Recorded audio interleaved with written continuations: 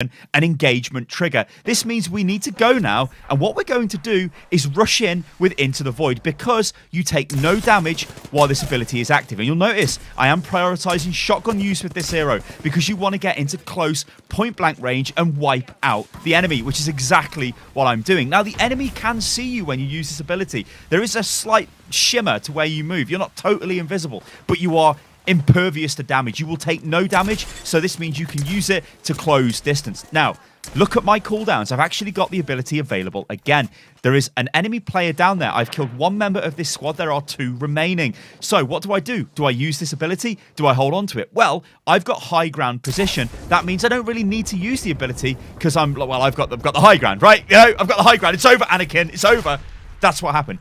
Here, though, that was a very risky elimination there. I went for the takedown, and there's still an enemy player left in this squad. As you can see, they creep around the corner, but luckily, I've got my shotgun, my aim's in, I get the win. Which is, by the way, a very nice thing about this game, carry potential. If you've got the aim, well, you can win. All right, let's take a bit of a closer look at Into the Void. So, I've just used it there, running away from an artillery barrage from an enemy Bangalore.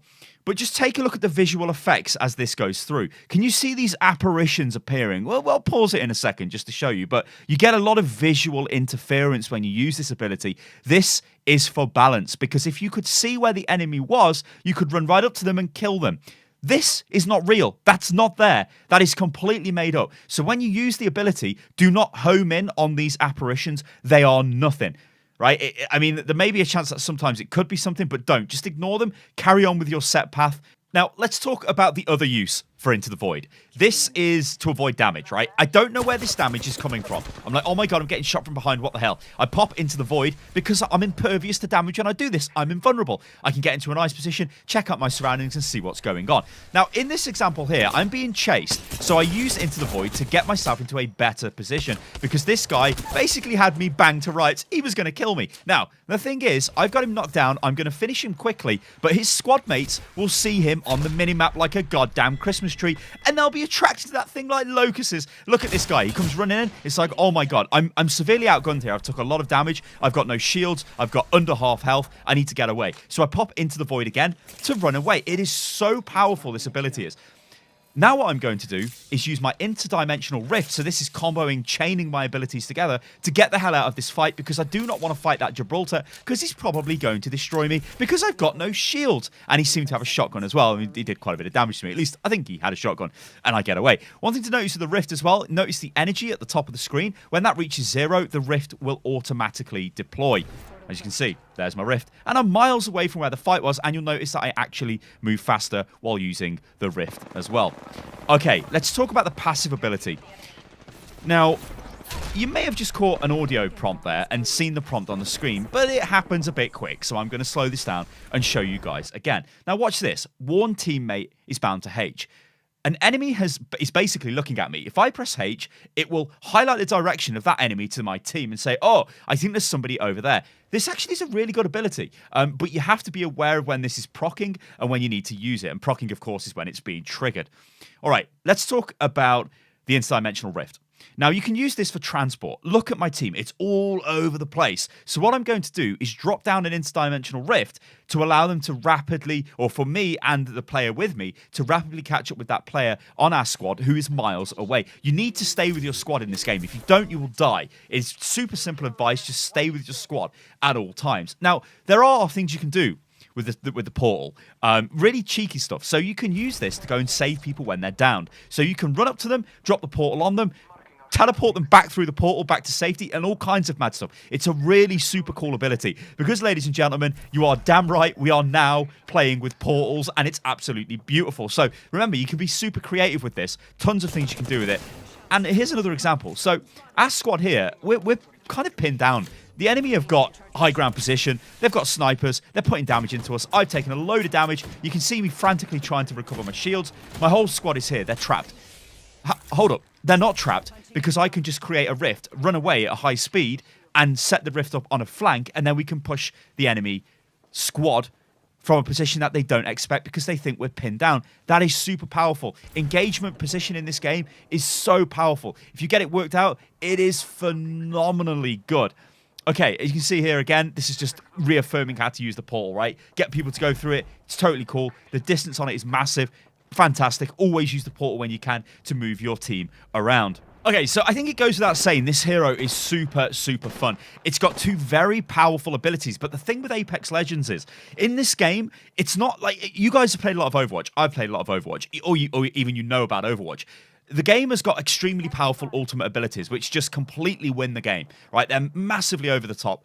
If you've got your ultimate ready and the enemy team don't, you win. In this game, it's not like that. The ultimates, they complement what you're doing as a player. They complement your playstyle if you're playing intelligently. They don't automatically just win fights. They can push people around. Even the big artillery barrage from Bangalore, it doesn't just kill you, it stuns you, it knocks you back, but there's ways of mitigating the damage, because if you're playing Wraith, well, you can just go into the void and you'll take no damage. So playstyle on this hero, and a couple of thoughts I want to put together at the end of this video, are generally you want to close range with the enemy where it's safe. So this means if you know where the enemy is, like in this example here, I know where the enemy is. They're sort of up there by the portal, if you guys kind of caught a glimpse of that in the hut. They're right on the edge of the zone. Now, I can use Into the Void to pressure them. It means I can get close to them, I can close the range, I can start doing damage to them. Now, of course, a lot of close range combat will depend on the weapon that you've got. If you've got a super powerful shotgun, like I do have in this a clip that you guys are watching, I can rush forward with the shotgun and try and take people out. That's one option I've got. At the moment, I'm deciding to stay at range just to poke them, where it's nice and safe. I managed to get a knockdown. That's super cool. The thing with this game is you can be a little bit risky because there is the respawn mechanic. So if you do die, there is the potential for your team to bring you back. So it isn't as sort of like, uh-oh, I've gone on a mad mission and I'm dead. Now with Wraith, you do want to close the distance. It's essentially what you're looking to do. Like, look at me here. I'm sneaking around the corner. I'm not using my ability though because I kind of don't need to, right? They're not focusing me. I can just put damage into them at range. The zone is closing. So, hey, let's just back off. Let's let them deal with the zone. If they want to get killed in the zone, that's up to them. You know, I mean, they've got to come this way. So the advantage, I've got all of the cards, and the advantage, I guess, is with me, most definitely. But yeah, this hero, it really fits my playstyle. Like, I think a lot of people have been saying it's kind of like a Tracer. It's not really like a Tracer because it doesn't have rapid movement like Tracer does. It doesn't have rewind. I think, if anything, to compare it to Overwatch heroes, it's kind of like... I guess it's like a Sombra Tracer hybrid in a way. You've got the Invis, but it's not as good as Sombra's Invis. You've got the Teleport, which is kind of like a weird version of, I guess, Tracer's Rewind in a way, although it doesn't heal you, it doesn't take you back in time, but it teleports your team. There's loads of cool usages for it, like saving your down teammates, porting them back through. It's just super, super good. Like, I feel like I have been having so much fun playing this hero, and it goes for most of the heroes in the game. I think Caustic as well is a pretty funky hero to play. He's really good at the end of the game because he can drop down a lot of, like, when you're in this final zone, you can drop down a lot of his gas bomb things, and when people come through, they get gas, and he can see where they are. Pretty strong, that is. But yeah, Wraith is a super good hero. If you are somebody that likes to close distance, to close range, to take it up close and personal, this is definitely a hero for you. If you're one of those players that notices the enemy and is like, oh my god, I'm just going to rush them, right? Which is generally not the best idea in BR games because you'll just probably die. Unless you're playing Fortnite where you can just throw, like, I don't know, a brick wall or whatever in their face. Is it wooden wall? I don't know. Throw a wall in their face, which, whatever. In this game, though, if you play Wraith, you can rush towards people using Into the Void.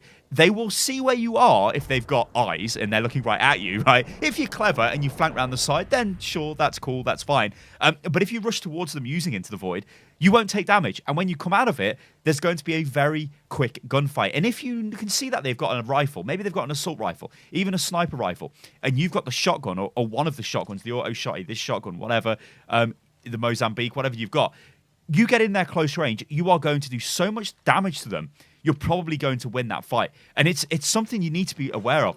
If you're playing against an enemy Wraith, you've got to be aware of a closing distance. The best way to deal with her is to almost stay with your teammates, or be aware of her position before she engages you, because she is really, really good at this close range brawler type of setup.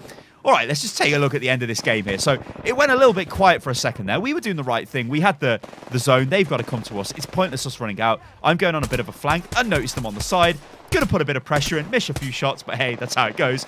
And my team are going to finish this up. So it's a bit of an anticlimactic win for me.